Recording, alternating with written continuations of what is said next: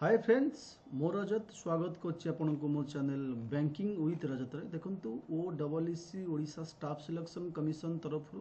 आपण पई आउ एक नियुक्ति अपकमिंग आसछि जाकि ओडब्ल्यूसी ग्रुप बी सी एवं डी पदवी देखिबा से पदवी पाखापाखि 250 टी पोस्ट रही एवं डिग्री और डिप्लोमा पिला मानन पई रही देखिबा कौन से पदवी केमिति आपण अप्लाई करिवे एवं ता सहित आपण मान गोटे गुड न्यूज अच्छी जो मैंने आरआई एआरआई क्लास करा चाहती PDF note live class test series available अच्छी आपण भेनम ओएस मन रखु भेनम OS online application play store जाई इंस्टॉल करी आपण लॉगिन करी स्टोर जाई चेक करि पारिबे पीडीएफ कोर्स रही लाइव क्लास रही टेस्ट सीरीज रही ओएस ओडब्ल्यूसी ओ ट्रिपल एस देखो यहाँ हूँ ओडब्ल्यूसी वेबसाइट आमे एठी गला पर एठी अच्छी ऑप्शन इंडिकेटिव एडवर्टाइजमेंट हाँ एठी क्लिक कला पर एई पोस्ट आसिला डिटेल एडवर्टाइजमेंट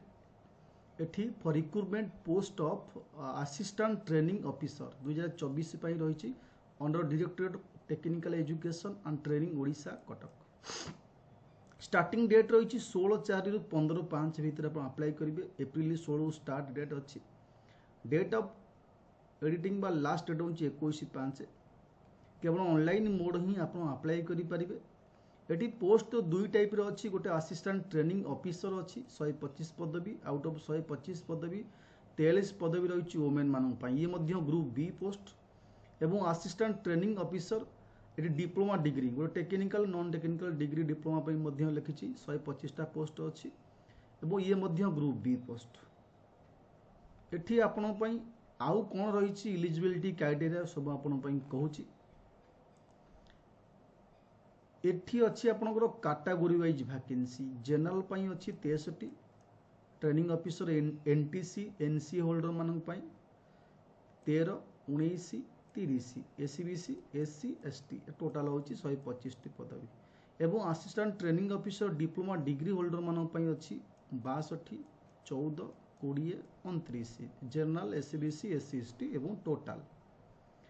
ये जो रहा आपको आपको कैटेगरी वाइज और ट्रेड वाइज डिविजन कर देछि क्वालिफिकेशन फॉर एनसीटी बा एनसी होल्डर माने फास्ट पोस्ट को सी ट्रेड वाइज डिविजन कर देछि जो मनकर क्वालिफिकेशन सब मेंशन करिछि एवं तांको पर्टिकुलर ट्रेड मेंशन करिछि electrician electronic fitter information technology ये सब मेंशन करिछि instrument mechanic mechanic diesel engine ऑटोमिक मोटर व्हीकल ये सब मेंशन कर देछि 125 पदवी एवं जो माने एटी डिप्लोमा डिग्री होल्डर तांको पई मध्य रखिछि एठी सीओपीए मात्र 1 पदवी अच्छी पोस्ट ग्रेजुएट डिग्री मागु जेठी ड्रग्समैन मैकेनिकल इलेक्ट्रिशियन इंजीनियरिंग इलेक्ट्रॉनिक्स हाँ ये सब डिप्लोमा डिग्री होल्डर मानक पई ये सब तार एजुकेशनल क्वालिफिकेशन यही बॉक्स रे मेंशन करिछि अलग अलग पोस्ट पई रहिछि अलग अलग एजुकेशनल क्वालिफिकेशन आपण जो जो ट्रेड थी डिप्लोमा डिग्री बा आपण से ट्रेड को चूज कर ही पकई पारिबे सबू पोस्ट पे एलिजिबल नुह जो पोस्ट पे आपण ट्रेड अच्छी डिप्लोमा डिग्री से पोस्ट ही पकई पारिबे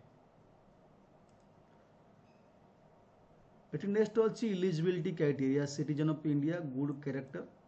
ता सहित एठी आपणकर मेंटल कंडीशन ठीक रहा दरकार एटी दशम बा अष्टम हो बा दशम हो सॉरी सप्तम हो बा दशम हो ओडिया लैंग्वेज पास करते दरकार ओडिया सर्टिफिकेट थिबा दरकार एजुकेशनल क्वालिफिकेशन मेंशन करि देछि एठी फर्स्ट पोस्ट पर essential qualification to be eligible candidate must have pass high school certificate examination 10th pass कर दरकार must possess national trade certificate NCT बा एनसीए सर्टिफिकेट दरकार फास्ट पोस्ट पाई एवं सेकेंड पोस्ट पाई eligible candidate must have high school certificate और equivalent diploma दरकार बी दरकार बीटेक दरकार देन आप अप्लाई करि पारिबे 21 वर्ष रो अच्छी 38 वर्ष एज लिमिट मैक्सिमम अच्छी 38 वर्ष जनरल पाई बाकी एससीबीसी एससी एसटी मान पाई 5 वर्ष रिलैक्सेशन रही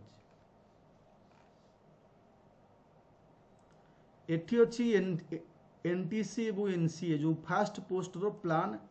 pattern of examination written examination हम थ्योरी 60 मार्क बाकी सब बी सेक्शन रही वर्कशॉप कैलकुलेशन इंजीनियरिंग ड्राइंग ये सब रही आपंकर 50 मार्क नेगेटिव मार्क मध्य अच्छी एवं प्रैक्टिकल टेस्ट मध्य अच्छी 40 मार्क एवं सर्टिफिकेट वेरिफिकेशन जोटा रहिबो नॉन इंजीनियरिंग ट्रेड सीओ पीए बा ड्रेस मेकिंग पाई तार मध्य रही अलग अलग रही सब्जेक्ट एटी आसबारे आपंकर ट्रेनिंग ऑफिसर डिप्लोमा डिग्री मानक एटी मध्य रही written examination diploma level first year common syllabus अनुसार 90 मार्क रहिबो एंटरप्रेन्योरशिप मैनेजमेंट एवं स्मार्ट टेक्नोलॉजी आप 10 mark diploma level engineering drawing 20 mark engineering mathematics 20 mark English 10 mark एटी मध्य आप नेगेटिव मार्किंग अच्छी रिटिन एग्जामिनेशन रहिबो देन आप डॉक्यूमेंट वेरिफिकेशन प्रैक्टिकल टेस्ट करा जिवो नाही एटी प्रिलिम एग्जामिनेशन करा जिवो ये सब सिलेबस मध्य रही एवं सिलेबस पर मेन एग्जामिनेशन ये मध्य सब सिलेबस रही बाकी जो माने जो पोस्ट पे एलिजिबल होबे सही एग्जामिनेशन रो सिलेबस आपण चेक करी एग्जाम दे पारिबे प्रिलिम एग्जामिनेशन आपण करा जिवो नोटिस मध्य रहिबो एवं ता सहित date time venue main examination मध्य साइट रे आपण को शो करिवो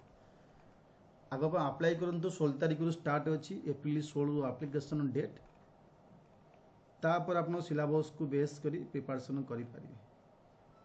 एवं जो माने आरआई एआरआई ओ डबलएससी ओ ट्रिपल एस पाई क्लास करे चाहूछ पिला माने वेनम ओएस एप्लिकेशन जानतु इंस्टॉल करंतु सेठी बहुत गुडिए कोर्स अछि फ्री मटेरियल मध्य अछि टेस्ट सीरीज अछि आपण जॉइन करी क्लास मध्य करि पारिबे